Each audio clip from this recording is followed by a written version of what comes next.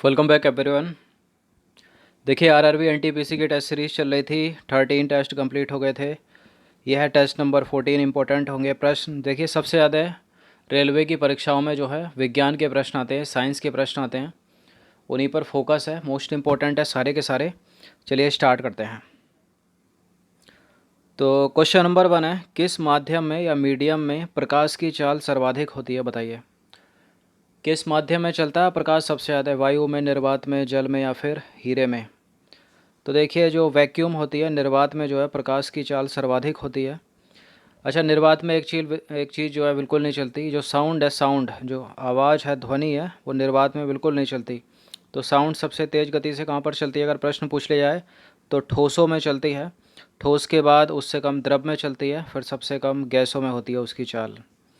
तो देखिए प्रकाश की चाल निर्वात में 3 गुणा 108 मीटर प्रति सेकंड होती है, जो कि प्रकाश की किसी भी माध्यम में हो सकने वाली सबसे अधिकतम चाल है। तो वैक्यूम में सबसे तेज़ चलता है प्रकाश। अच्छा, एक प्रश्न पूछ लिया जाए कि प्रकाश की गति तेज़ होती है, ध्वनि की गति तेज़ होती है? जरा कमेंट करके बताइएगा कि कौन तेज़ चलता है, प्रकाश या फिर ध्वनि। क्वेश्चन नंबर 2 है, किस दर्पण से आप चाहे कितनी भी दूर क्यों ना खड़े हों, आपका प्रतिबिंब सदैव सीधा प्रतीत होता है? कौन सा दर्पण है वो? समतल, अवतल या उत्तल या फिर समतल और उत्तल दोनों? देखिए आपने एक समतल दर्पण रख दिया, अब आप कितनी भी दूर चाहे क्यों ना खड़े हों, जो आपका जो प्रतिबिंब है सदैव सीधा दिखाई देगा। और यही चीज़ है उत्तल दर्पण के साथ भी, उसमें भी सदैव सीधा दिखाई देगा। तो इसका आंसर हो जाएगा ऑप्शन नंबर डी, समतल तथा उत्तल दोनों। तो देखिए समतल अथवा उत्तल दर्पण में वस्तु का प्रतिबिंब हमेशा सीधा प्रतीत होता है, लेकिन समतल दर्पण की तुलना में उत्तल दर्पण अपने पीछे के बहुत बड़े क्षेत्र को जो है देखने में सामर्थ्य बनाता है। क्वेश्चन नंबर 3 है, लेंस की क्षमता मापी जाती है। क्या है लेंस की क्षमता का मात्रक? इंपॉर्टेंट है प्रश्न। तो देखिए यह है डायोप्टर। क्या है? डायोप्टर। एक डॉप्सन है। डॉप्सन क्या है? डॉप्सन जो है वो है जो ओजोन लेयर है ना, ओजोन लेयर, ओजोन लेयर को नापते हैं डॉप्सन इकाई में। तो ओजोन लेयर के लिए क्या हो जाएगा? बी हो जाएगा। और लेंस की क्षमता का मात्रक क्या हो जाएगा? डायोप्टर। ऑप्शन नंबर ए हो जाएगा। तो देखिए लेंस की क्षमता का ऐसा ही मात्रक डायोप्टर है और इसे डी अक्षर द्वारा सूचित किया जाता है। लेंस क्षमता की क्षमता धनात्मक तथा अवतल लेंस की क्षमता ऋणात्मक होती है। ध्यान से सुन लीजिएगा। उत्तल लेंस की क्षमता धनात्मक तथा अवतल लेंस की क्षमता ऋणात्मक होती है। एक डायोप्टर उस लेंस की क्षमता है जिसकी फोकस दूरी 1 मीटर है। किसी लेंस की क्षमता उसकी फोकस दूरी का व्युत्क्रम होती है। पढ़ा होगा अपने बचपन में, 10th में। क्वेश्चन नंबर 4 है, लेंस के संदर्भ में कौन सा जो है वो गलत है? 4 स्टेटमेंट है, इनमें से गलत होगा लेंस के संदर्भ में। देखिए 2 पृष्ठों से घिरा कोई पारदर्शी माध्यम जिसके एक या दोनों पृष्ठ गोलीय होते हैं लेंस कहलाता है। उत्तल लेंस और अवतल लेंस 2 गोलीय पृष्ठ होते हैं। अवतल लेंस किनारों की अपेक्षा बीच में मोटा होता है और लेंस का कम से कम एक पृष्ठ गोलीय होता है। तो करेक्ट है यहाँ पर पहला, करेक्ट है यहाँ पर दूसरा, करेक्ट है यहाँ पर डी भी। लेकिन सी गलत है, क्योंकि जो अवतल लेंस होता है ना, अवतल लेंस जो बीच में होता है वो पतला होता है, किनारों पर मोटा होता है। यहाँ पर लिखा है अवतल लेंस किनारों की अपेक्षा बीच में मोटा होता है, तो गलत है। अवतल लेंस बीच में मोटा नहीं होता, किनारों पर मोटा होता है। तो देखिए ऐसे लेंस जिनमें बाहर की ओर उभरे हुए 2 गोलीय पृष्ठ हो सकते हैं उन्हें उत्तल लेंस कहते हैं।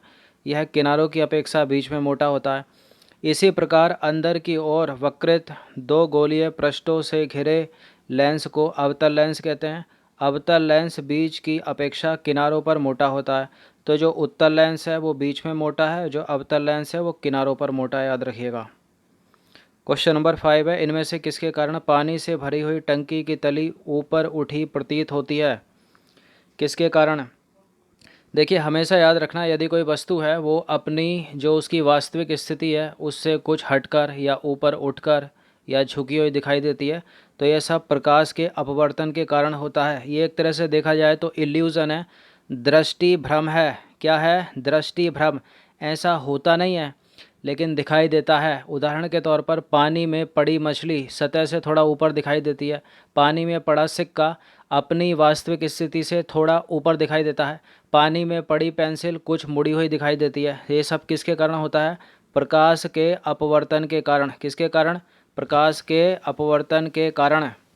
तो देखिए प्रकाश का अपवर्तन प्रकाश के एक पारदर्शी माध्यम से दूसरे में प्रवेश करने पर प्रकाश की चाल में परिवर्तन के कारण होता है। प्रकाश के अपवर्तन के कारण पानी से भरी हुई टंकी की तली ऊपर उठी हुई प्रतीत होती है लेकिन रियल में होता नहीं है। एक इल्यूजन है, एक दृष्टि भ्रम है जो होता है प्रकाश के अपवर्तन के कारण। क्वेश्चन नंबर 6 है, निम्नलिखित में से कौन सा दर्पण वाहनों के पश्च दृश्य मतलब जो विंग लगे रहते हैं ना देखने के लिए साइड में लगा रहता है, उसका नाम क्या है? समतल, अवतल, उत्तल या फिर प्रदीप्त दर्पण। मान लीजिए एक गाड़ी है, अपनी गाड़ी है, एक तो दो हेडलाइट होती हैं सामने, साइड में एक मिरर रहता है ना पीछे देखने के लिए। इसकी बात कर रहा है ये उत्तल लेंस है। कौन सा लेंस है ये? उत्तल लेंस है, उत्तल। तो देखिए उत्तल लेंस का उपयोग सामान्यतः वाहनों के पश्च दृश्य मतलब विंग दर्पण के रूप में किया जाता है। ये दर्पण वाहनों के पश्च मतलब साइड में लगे होते हैं तथा इनमें ड्राइवर अपने पीछे के वाहनों को देख सकते हैं क्योंकि इन दर्पण का दृष्टि क्षेत्र अधिक होता है तथा प्रतिबिंब सदैव सीधा बनता है। क्वेश्चन नंबर 7 है, किस छोटे दर्पण की सहायता से ऊंचे भवन या पेड़ की पूर्ण लंबाई का प्रतिबिंब देखा जा सकता है? किस छोटे से दर्पण से ऊंचे भवन या पेड़ की पूरी लंबाई का प्रतिबिंब देखा जा सकता है? अवतल नहीं है, समतल नहीं है, उत्तल समतल नहीं है, यह है उत्तल दर्पण। क्या है? उत्तल दर्पण। तो देखिए छोटे उत्तल दर्पण में किसी ऊंचे भवन या पेड़ की पूर्ण लंबाई का प्रतिबिंब जो है आप देख सकते हो। क्वेश्चन नंबर 8 है, अवतल दर्पण का प्रयोग किया जाता है वाहनों के अग्रपादों में मतलब हेडलाइट में और टॉर्च में, हजामत दर्पण में मतलब शेविंग मिरर में। बताइए, मोस्ट इम्पोर्टेंट प्रश्न है यूपी पीसीएस के लिए भी। यूपी पीसीएस का फेवरेट है ये वाला प्रश्न, पूछा जाता है बहुत बार और इससे पहले वाला भी। तो अवतल दर्पण का प्रयोग देखिए वाहनों के अग्रपादों में मतलब हेडलाइट में, ये है अपनी गाड़ी। ये तो कौन से हैं पीछे देखने के लिए? ये उत्तल हो गए। ये जो आगे हेडलाइट में लगा है वो क्या हो गया? ये अवतल है, करेक्ट है। टॉर्च में भी अवतल दर्पण का प्रयोग किया जाता है। हजामत या सेविंग मिरर में भी जो है अवतल दर्पण का ही प्रयोग किया जाता है। तो सारे के सारे डी हो जाएगा इसका उत्तर, उपरोक्त सभी।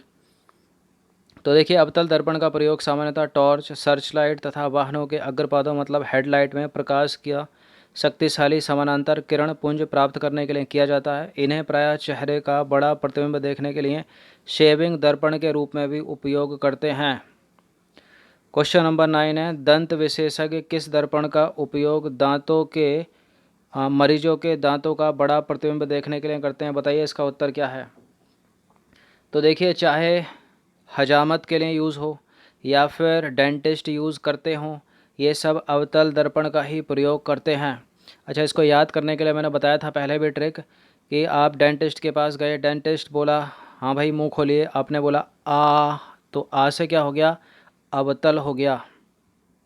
इस प्रश्न का उत्तर दीजिए, सौर भट्टियों में सूर्य के प्रकाश को केंद्रित करने के लिए बड़े डैश दर्पण का उपयोग किया जाता है। अब डैश के स्थान पर उत्तल आएगा, अवतल आएगा, समतल आएगा या फिर उत्तल दर्पण आएगा। ध्यान दीजिएगा, यहाँ उत्तल दर्पण है, ऊपर उत्तल लेंस है, दोनों अलग अलग बातें हैं।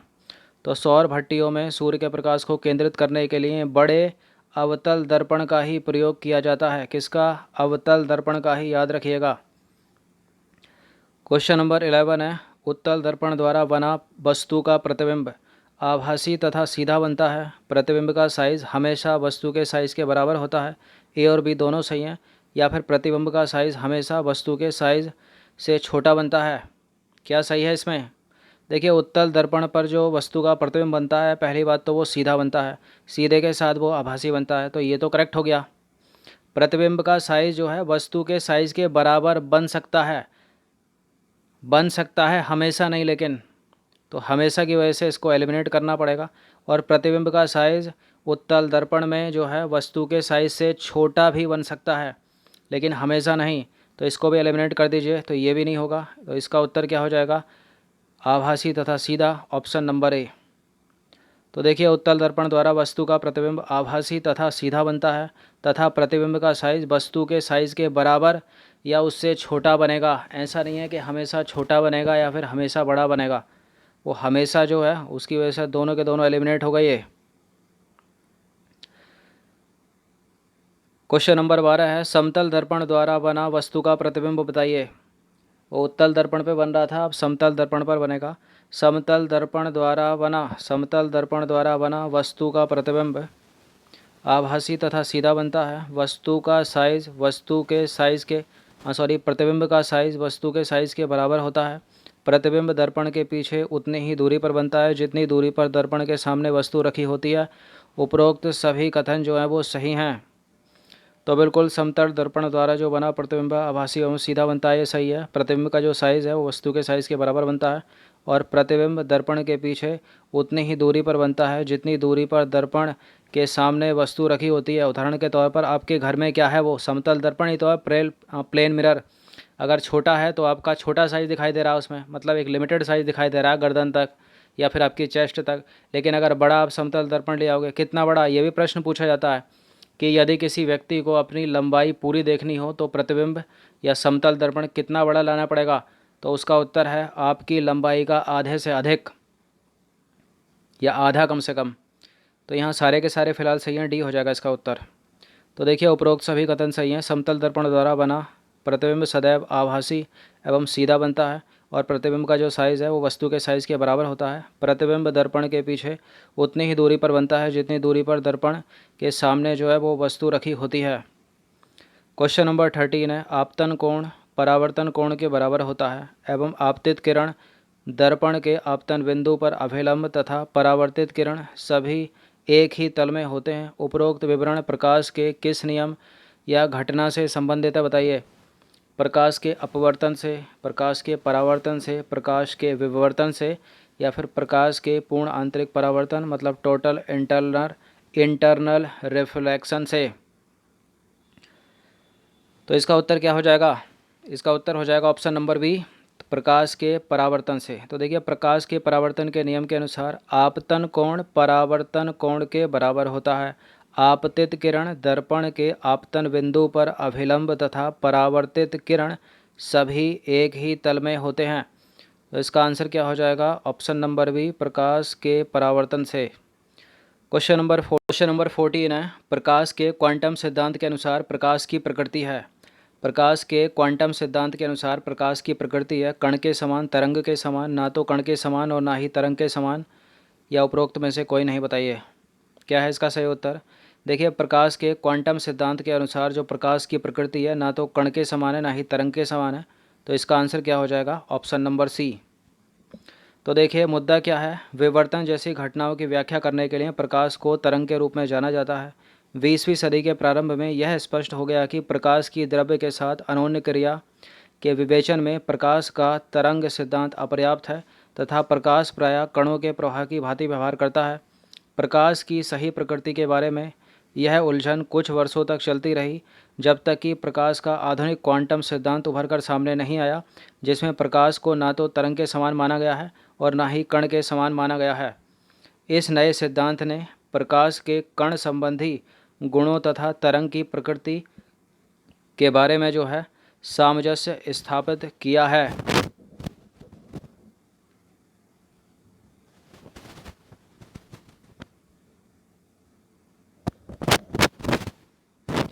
चलिए क्वेश्चन नंबर 15 की तरफ बढ़ते हैं। यदि प्रकाश के पथ पर अपारदर्शी अत्यंत छोटी वस्तु को रख दिया जाए तो प्रकाश सरल रेखा में चलने की बजाय इसके किनारों पर मुड़ जाता है। प्रकाश के इस प्रभाव को क्या कहते हैं बताइए।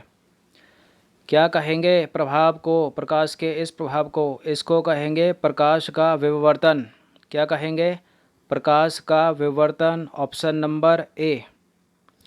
तो देखिए यदि प्रकाश के पथ में रखी अपारदर्शी वस्तु अत्यंत छोटी हो तो प्रकाश सरल रेखा में चलने की बजाय इसके किनारों पर मुड़ जाता है या मुड़ने की प्रवृत्ति दर्शाता है। इस प्रभाव को प्रकाश का विवर्तन कहते हैं। तो ये कुछ 15 इंपॉर्टेंट प्रश्न थे, अच्छे से इसका रिवीजन कर लीजिएगा 1 से 2 बार। बाकी जुड़े रहिए। इस टेस्ट सीरीज़ की प्लेलिस्ट बना रखी है NTPC RRB, वहाँ पर आप टेस्ट नंबर 1 से लेकर टेस्ट नंबर 13, 14 ये जो भी है वहाँ तक पहुँच सकते हो। इम्पॉर्टेंट है, हर दिन प्रैक्टिस करते रहिए। सब्सक्राइब रखिए स्टडी एक्सप्रेस चैनल को। Thanks for listening, thank you.